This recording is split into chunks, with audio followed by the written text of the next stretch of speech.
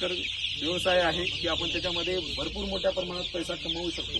आपल्या गावामध्ये सुरुवात झाली, पण त्याला मोठ्या प्रमाणामध्ये सुरुवात करण्याची गरज आहे आणि ती सुरुवात करण्यासाठी आपल्या युवकांनी समोर यायला पाहिजे. शेतकऱ्यांनी, कष्टकऱ्यांनी जे हे कष्ट करू शकतात त्या लोकांनी हे करायला पाहिजे. आणि निश्चित भविष्यकाळामध्ये शेती हा पहिलं जसं 1 नंबर होता, तो शेती हा नंबर 1 ला येण्यासाठी फक्त बोटावर मोजण्या इतकी वर्ष राहिलीत.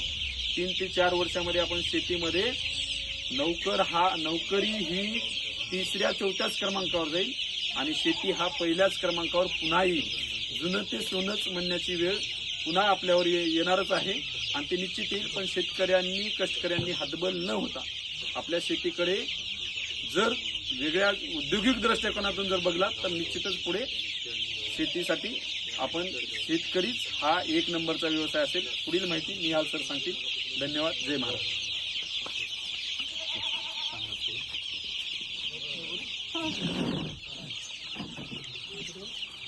नमस्कार. माझी ओळख बऱ्यापैकी आहे, म्हणजे आधी पण आपले 2-3 कार्यक्रम झालेत. तर आजचा हा कार्यक्रम जसं शिंदे साहेबांनी सांगितलं की शेती आणि शेतीपूरक व्यवसायास चालना मिळावी या हिशोबाने आपण काही कुक्कुटपालन संच वितरण करणार आहोत. यामध्ये कोंबड्या आहेत आणि लसीकरण सुद्धा आपण त्या ठिकाणी देणार आहोत. तर एकंदरीतच ह्या कोंबड्या तुमच्या आहे त्या कोंबड्यामध्ये किंवा ज्याच्याकडे नसतील ते त्याच्या घराच्या अंगणामध्ये राहून ते वाढाव्यात आणि त्याच्यापासून उत्पन्न मिळावं या अपेक्षेने आपण देतो आहे. साधारणपणे हे जे पक्षी आहेत ते 1-1 महिना वयाचे आहेत आणि कावेरी जातीचे पक्षी आहेत. अंडे देण्यासाठी या पक्ष्यांचा वापर होतो आणि जवळजवळ 5-1 महिन्यानंतर हे अंडे देण्यास सुरुवात करतात. 5 महिन्यामध्ये त्यांचं वजन 2.25 किलोपर्यंत भरतं. आणि या पक्ष्यांना खाद्य देण्यासाठी आपलं घरचंच खाद्य वापरू शकता. त्यामुळे तुम्ही ज्वारी, बाजरी, गहू हे सगळं त्याच्यामध्ये वापरून करू शकता.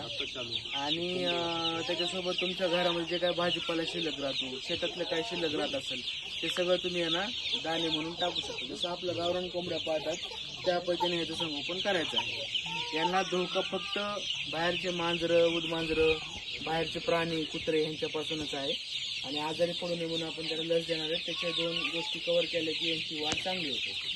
आता हे पक्षी घेतल्यानंतर घरी गेल्यानंतर काय करायचं सांगतो. हे पक्षी गेल्यानंतर ताबडतोब त्यांना एकतर पाणी आणि खायला त्यांना द्यायचं आहे. तर पाणी भरून ठेवा, एका भांड्यामध्ये पाणी भरून ठेवा आणि त्याच्यामध्ये थोडंसं गूळ टाका. 1-2 खडे गुळाचे टाकून मिक्स करून पाणी ठेवून द्या. सोबतच खायला सुद्धा त्यांना एक दाणे, काय तांदूळ असेल, ज्वारी असेल, बाजरी असेल, काही जरी तुमच्या घरामध्ये आहे ते सगळं मिक्स करून त्याच्यासमोर खायला ठेवा, जेणेकरून त्यांना ते खायला सवय लागेल.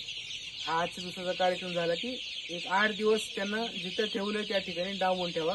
मोकळ्या हवेत सोडू नका, मोकळ्या जागेत सोडू नका.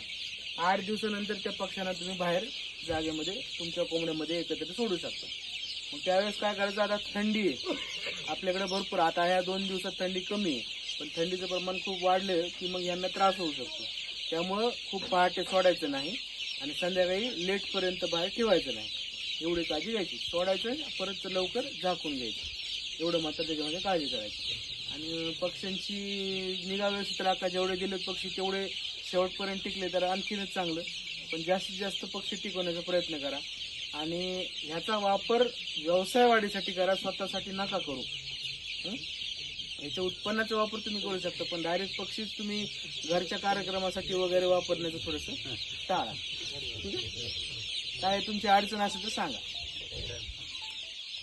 आपण करूया मग वाटरटप.